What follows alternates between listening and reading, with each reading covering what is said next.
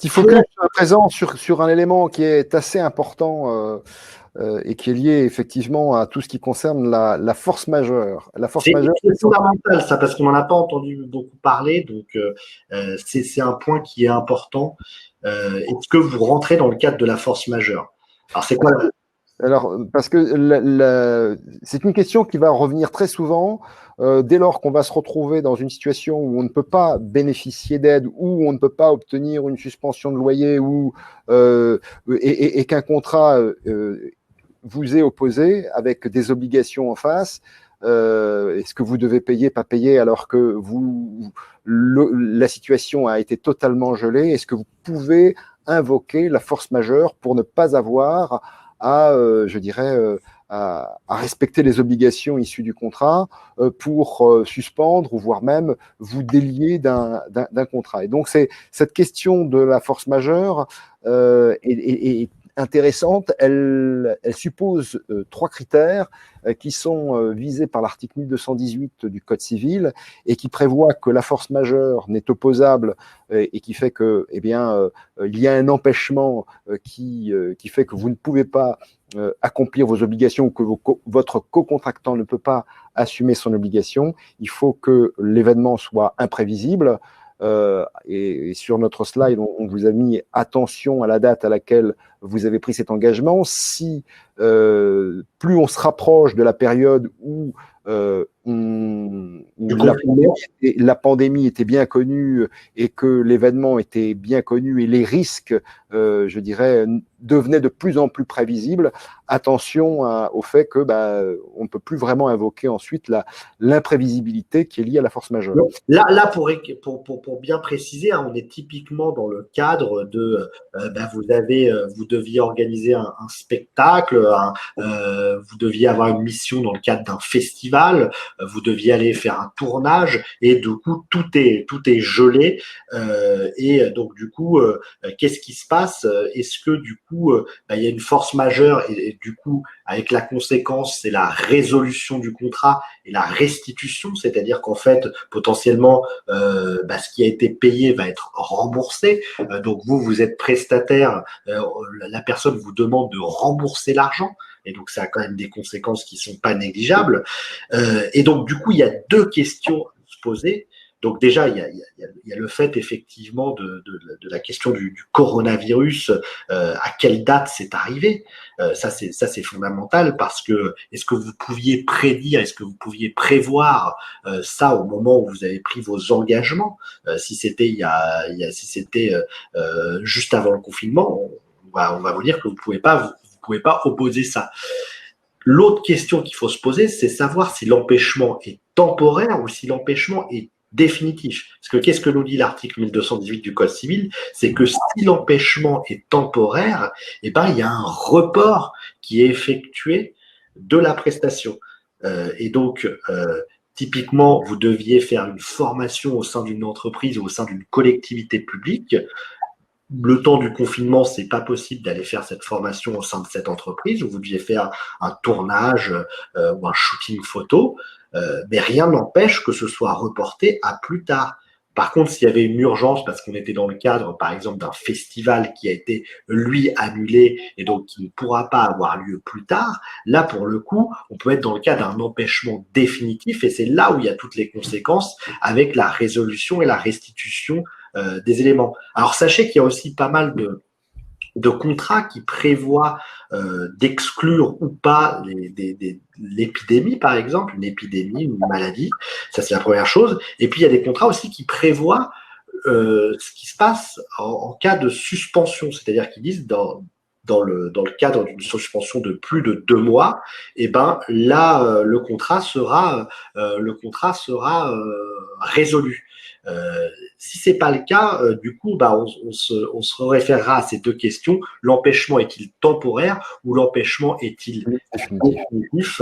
Et du coup, là, il y a clairement des questions d'interprétation. Il va y avoir des litiges par rapport à ces questions-là, c'est sûr. On a déjà vu au cabinet un certain nombre de questions par rapport à ça. Donc, c'est vraiment très, très important de le prendre en considération et de savoir que c'est pas parce qu'on vous oppose la force majeure que vous êtes obligé de consentir que c'était le cas et qu'il n'y avait pas un report possible. Surtout que quelque part, on pourra toujours arguer que ce soit l'administration fiscale, les banques ou autres, vous disent actuellement, on parle de report de vos échéances. Donc, je ne vois pas pourquoi on ne serait pas non plus dans un report de vos contrats. Évidemment, il faut pouvoir le justifier.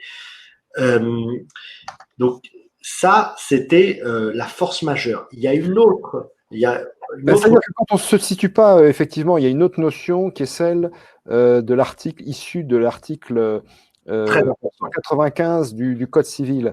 Quand on n'est pas dans le cadre d'une force majeure, c'est-à-dire que le contrat doit s'appliquer, vous êtes tenu d'exécuter, ou en tout cas vous ne pouvez pas opposer cette force majeure, on peut tenter d'invoquer ces dispositions de l'article 195 qui visent à quoi? C'est que l'article 195 dit qu'en cas d'un changement de circonstances imprévisibles, vous avez passé un contrat et il y a des événements qui font qu'il y a un déséquilibre ensuite dans les obligations, ça devient pour vous totalement inintéressant ou les obligations deviennent trop lourdes ou trop onéreuses pour vous, il y a aujourd'hui une possibilité de renégocier votre contrat. Et c'est prévu. Les circonstances imprévisibles, on est là-dedans avec le coronavirus. Exactement. Et donc, ça ne vous empêche pas, ça vous oblige quand même à poursuivre l'exécution du contrat, mais vous devez en même temps saisir le tribunal si jamais vous n'arrivez pas à vous mettre d'accord avec votre co-contractant, et c'est le juge qui arbitrera la renégociation en quelque sorte.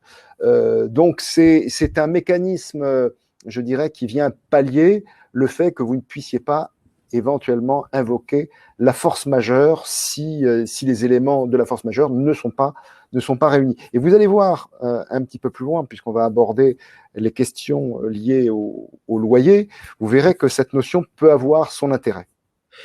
Et là, pour le coup, de la même façon, aujourd'hui, on est actuellement appelé. Là, j'ai eu un client qui m'a appelé hier. J'ai un client qui me demande de renégocier le contrat. Donc certaines personnes ont déjà pris ce parti de renégocier son contrat. C'était un contrat de web marketing. Parce que évidemment, ils n'ont plus la même activité, ils n'ont pas besoin, donc ils considèrent qu'il y a des circonstances imprévisibles et que du coup le contrat est trop onéreux. Moi, du coup, comment réagir en cas de demande de vos clients de ce type? Et ça, c'est important de savoir, c'est-à-dire que vous n'êtes pas contraint de le faire. L'article 195 vous demande de renégocier. Encore une fois, vous avez pu aussi exclure. C'est pour ça que c'est important aussi d'avoir des bons contrats, parce qu'on vous l'a dit pour la force majeure, mais là aussi, on peut exclure ce type de clause dans les contrats. C'est important de le savoir. Donc, moi, ce que j'ai répondu à mon client et ce que je vous livre ce soir, c'est que je lui ai dit, déjà, d'une part, tu peux temporiser. Après, il est jamais bon d'être avec un de ses clients qui est un peu suffoqué. On n'est pas là non plus pour suffoquer les clients, parce que sinon, le client, on le perd. Et puis, si demain, il décide de pas payer dans la situation actuelle, on ne sait pas trop ce que ça peut donner. Donc, du coup, temporiser, mais aussi potentiellement ajuster temporairement à la période de confinement sans nécessairement faire un avenant au contrat. En fait, vous lui dites, moi, je me cale sur la période qui est arrêtée par le décret et qui sera éventuellement renouvelée de confinement. Et là, je te permets d'avoir une facilité. Soit on divise par exemple par deux la prestation, soit on la reporte comme c'est fait justement avec l'administration fiscale. Mais voilà, vous pouvez négocier avec lui et ce sera aussi, encore une fois, il y a beaucoup, et c'est pareil, on va le voir avec les banques, etc., c'est qu'il y a, et les loyers, renégociation de loyers potentiels, il y a de l'humain derrière, c'est-à-dire que avec vos clients, c'est aussi ce que vous avez été dans cette période-là qui ressortira à l'issue de la période. Donc c'est important de faire les choses bien. De la même façon, très importante, Henri, là, parce que il s'agit pas simplement de voir à court terme et de rester, je dirais, de se cantonner à se dire, moi j'ai droit à ça, donc vous devez exécuter vos obligations.